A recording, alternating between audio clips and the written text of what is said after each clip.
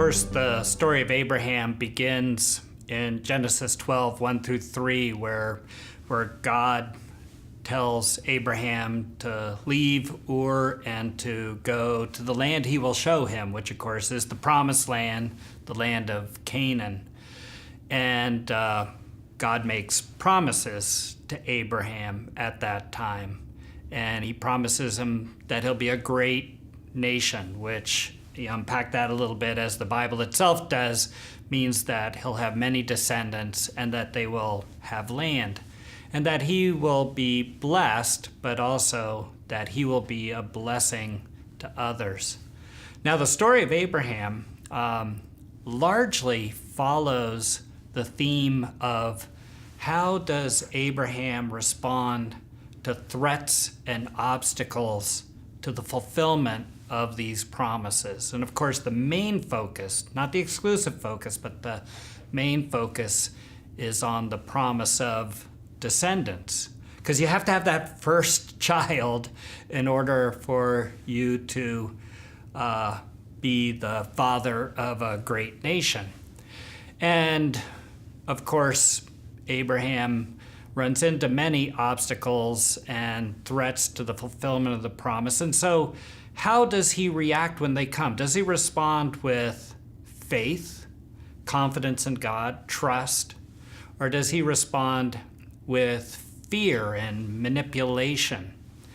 And as you study it, you see that sometimes, matter of fact, most often, he responds with fear and manipulation, beginning with the time right after he arrives in the land and the land experiences a severe famine.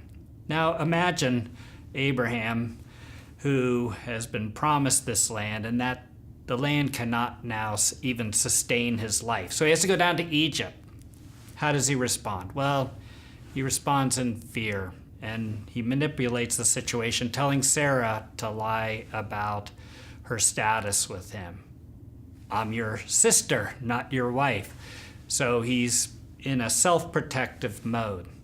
In the very next chapter, Genesis 13, there's a different type of threat. It's more positive. It's the fact that now God has made both Abraham and Lot so rich that they have to part ways. But notice that when Abraham confronts this situation, he doesn't manipulate Lot to get the best part of the land, but rather he feels confident and trustful in God enough to let Lot choose.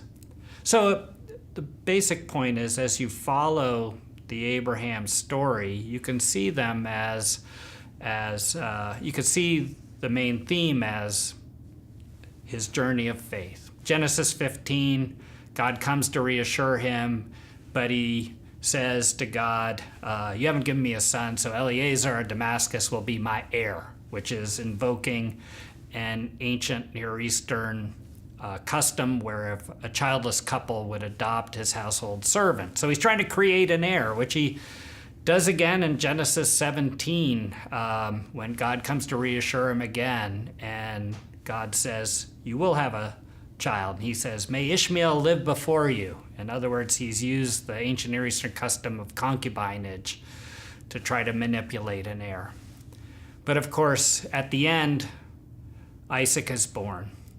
But even after Isaac is born in Genesis 21, there's yet another test of his faith. And that is when God says, take your son, your beloved son, the son you love so much, your only son, take him and sacrifice him. How will Abraham respond? Well, here he responds with great faith. So this is an important lesson for us as Christians because we've received promises too. We've received promises from God that he loves us, that he takes care of us, that we will eventually live with him forever. And every day our life experiences threats and obstacles to the fulfillment of that promise. How do we respond? With faith or fear?